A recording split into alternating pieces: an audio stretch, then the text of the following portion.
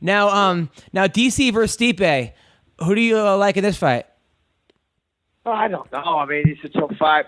I mean, if you look at Stipe, he's knocked out a lot of good heavyweights. If he knocks out heavyweights, he can knock out Daniel Cormier. But I don't know. I mean, DC. Listen, both of these guys are going to make a ton of money, and I think it's going to be an amazing fight. So I think you've got to favour Stipe, if I'm honest. I mean, best of luck to Daniel, and with his style, his forward pressure, and of course his wrestling background. He's definitely got a really, really good chance. But I feel like it would be disrespectful to Stipe to say that Stipe also, I'd put my money on Stipe, let's just say that. But it's going to be a close fight. Has any fighter ever gotten mad at you for not picking him? Oh, it happens all the time. At the end of the day, I work on TV, and you got to make a prediction. That's our job. So prove me wrong. I mean, sometimes I've had a couple of people, talk a bit of shit. I can't remember who, but it is a difficult position because sometimes, like when I'm warming up for a fight, and then they play the pre-fight show, it's on the TV in the locker rooms, and then you see them talking about your fight, and then you see them pick against you. You're like, holy shit, and it kind of injects a bit of negative energy into the room. So I don't like to do that because I don't want to send negative energy to any fighters, while they're about to go out there and we're sitting here at a desk in Los Angeles, right. With a nice suit on and talking shit about their performances, so you got to be respectful, but at the end of the day, as I say, we are there to make predictions. Yeah, of course. Now, Colby Covington's he's calling in a little bit. Now, Colby went from being kind of not a no-name guy. People weren't really talking about him. He was, kind of a fringe top 10 guy. Then he sort of adapted this whole kind of Chael Sonnen, Donald Trump, mixed in with Conor, mixed in with, I don't know, persona. Baroni. Baroni. I mean, you name him. And now people are talking about him, but not necessarily in a good way. But what are your thoughts about him? Yeah, listen. I mean, Jesus Christ, have I said things I regret over the past? Of course I have, yeah. I probably said some I regret today. But he's a fucking idiot, let's be honest. Come on, man. Come on, look at him. He's a fucking embarrassment to himself. You see him at that press conference last week with that terrible suit on. Looked like some fucking pimp from the 80s. You know what I mean? He's terrible, man. He's terrible. He just needs to stop trying so hard. Stop trying to be a dick. Obviously, being a dick comes naturally for him, so why is he trying so fucking hard? Right. I mean, but it has gotten him, though, like where he is, right? I mean, it seems like a lot of these... No. I mean, where's he got? He hasn't got anywhere yet. You know what I mean? He's had a couple of fights. He beat Damian Maia, I think. Was it Maia? Yeah, he beat Maia. Brazil. Talked a ton of shit. Then he fucking got a boomerang, chucked his head off for Richard Verdum, and then went running to the police like a little baby. You know what I mean? That was ridiculous. He hasn't got anywhere yet. He's sitting on that press conference and talking shit. He's trying so hard to be like Conor McGregor. It's listen, I don't want to sit here and talk shit, but you asked me the question. No, well, what I don't like about... I mean, look, I've known Colby. What I don't like about Colby is when you go, Brazilians, you're a bunch of filthy animals, a shithole. Then you're insulting people for no reason. It's one thing to insult the person you're fighting, right? Like, you're an idiot, you're an asshole, fuck you, I don't like you as a person. When you start getting into, like, race and gender, then it's just like, come on, man. No, absolutely, 100%. If you're fighting someone at the end of the day, a few words doesn't matter. If it makes the fight interesting, if it helps you get through your day, if it motivates you in training camp, all good. If it generates hype in the fight, even better. But when you're just saying things for the sake of it, to be a dick, it's like, come on, man. And as you say, you can't bring people's families, race, religions, countries, all that into it. It's just, there's no need for it. And Jesus Christ, that's coming from me, So I've said plenty of dumb shit over the years, but I don't think I've ever attacked people just for the sake of attacking them. You know what I mean? Right. Generally, what happens is you're going to fight someone. They do an interview, say they think they're going to beat you, so you take offense to that. So you say something back, and the next minute it deteriorates, and you're in the gutter talking shit. But whatever, man. Good luck to him. Now, I saw you in that the movie with Vin Diesel. You did great, by the way. Triple X. Do you have an acting coach? Do you get nervous? Because you're not a trained actor as opposed to these other guys. Like, is it hard? Do you feel like you're kind of the new kid on the block? Well, yeah. I mean, I have an acting coach, and I've worked at this for a long time now. I've started acting in 2009, and I've got a great agent. Career-wise, everything's going really well. Got a couple of other big projects coming up. We're doing another Triple X in January.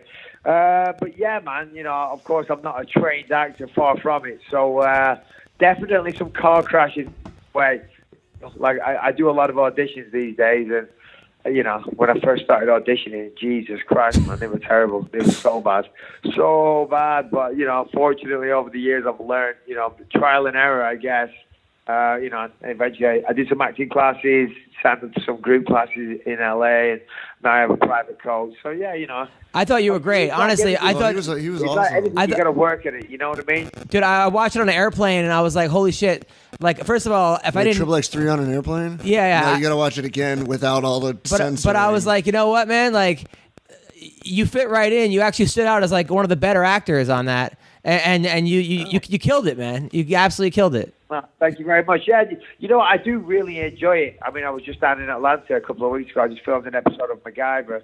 So I'm keeping pretty busy. My agent's doing a great job, So we got big plans, but it's like anything, you got to work at it. But I do really enjoy it. I remember the first time I did a movie. It was 2009. It was an MMA movie called Beatdown. And I was like one of the fucking leads in it. I've never acted a day in my life. I was terrified. But I really, really enjoyed it. And then I got good feedback of the director and stuff. He, thought I had a future and whatnot. So I got myself an agent, and it just kind of went from there. But I do really, really enjoy it. Of course, I've done martial arts since I was 8 years old, so I like to do all the action stuff. It's fun, choreographing fight scenes, and then carrying them out, doing them on camera, and then actually acting as well. It's a lot of fun. I never thought I'd hear myself saying that, but I am quite passionate about it. He had a line in Triple X3 that basically sums up his entire fighting career, and I love it. What was it? I'll never forget this. I think it was like near the end of the movie, and he goes, "You know me, wind me up and point me in the right direction." And I think that's kind of like his whole career. It's just like wind him up. Here you go. This is who you're fighting. You got 8 weeks to promote, and then he just goes out there and fucking win or lose, just kills the guy. Like, yeah, absolutely. I love it. That's actually pretty good. Yeah, you're right. I guess that is kind of my career. Yeah, thank you. So what's the podcast you have? Yeah. So I do Believe You Me, and generally when I'm doing it, I'm a little more energetic than I am now. I don't know what's wrong with me. I've just come home and super tired. So I'm here in Arizona by myself, and everyone's out by the pool and all this. I'm fucking led in my bedroom. You're an old man. It's like a 60-year-old man. You know what I mean? Like a retired old man. But I just thought, I'll have a little nap. You know what I mean? So I love it. Most people are out partying or doing whatever. I'm led in my bedroom. But yeah, so I do a podcast called Believe You Me. And that's with Luis J. Gomez. And, you get that on iTunes, all the usual suspects, Google Play, blah, blah, blah, blah, blah. Yeah, of course, it's MMA driven, but we talk about whatever. Luis is a stand-up comedian from New York. Absolutely hilarious. You know him, man. Yeah, he's awesome. Yeah, between hilarious. the two of us, we have a good laugh, man. So if your listeners want a good laugh, check it out. Believe You Me. I gotta say, man, when you came to my show, I was so honored. And then at the end, we hung out. Me, you, it was my wife, your wife, and I was putting away chairs, and you were helping me put away chairs in this little dive bar. And I'm like, and you were the champion of the world, helping me put away chairs at the bar. And I'm like, there's little things like that really, I was like, holy shit. Like a lot of guys, athletes out there would not. You're just like, fuck it. You're like, helping me move tables. I'm like, that meant a lot to me, man. That really meant a lot. Well, thank you. Yeah, no, I appreciate that. Listen, at the end of the day, people have got to. Yeah, a lot of people get carried away with themselves. You know what I mean? We fight in the UFC. We fucking step into a cage and we punch each other in the face. So I don't know why people let them. They let it get to the head. They think they get ideas about the station. We're just human beings. We're just people, and we fucking get punched in the face. We're not rocket scientists. I was at the airport last night speaking to a woman that's a rocket scientist for NASA. Now there's someone that should be fucking proud of themselves. You know what I mean? We're fucking knuckleheads. You know what I mean? It's great, and people enjoy it and this and that. But let's keep it in perspective and remember what it is, what we do. Winning a belt. Yeah, I mean that's cool. That's great. It's awesome, but it doesn't change who you are as a human being or as a person. So I know a lot of people will probably hear me talking like this and think, fucking hell, this is the Michael Bisping that we know. But the Michael Bisping that you probably do know is when I'm promoting a fight and I've got an opponent coming up. At the end of the day, we're just, yeah. I see some people in the UFC, I'm not going to say any names, but they let it go way to the head, man, and they think the shit don't stink, which is ridiculous. Well, thanks, man. Thanks for coming on the podcast. Keep up the great work, and take care, Mike. Yeah, anytime. No, my apologies. As I say, I'm half asleep here. I don't know what's wrong with me. I think someone's drunk my drink or something. But, yeah, man, Adam, keep up the good work. You're absolutely fucking hilarious. That night at the Dime Bar, you were, fantastic, man, always. So, yeah. No, anytime, Adam, as I say, give me a call some other time. We'll do it again when I'm a little more upbeat and energetic. No, it was great, I'm going to take a little nap now. Nice talking to you. Keep up the good work. You too. Take care, brother.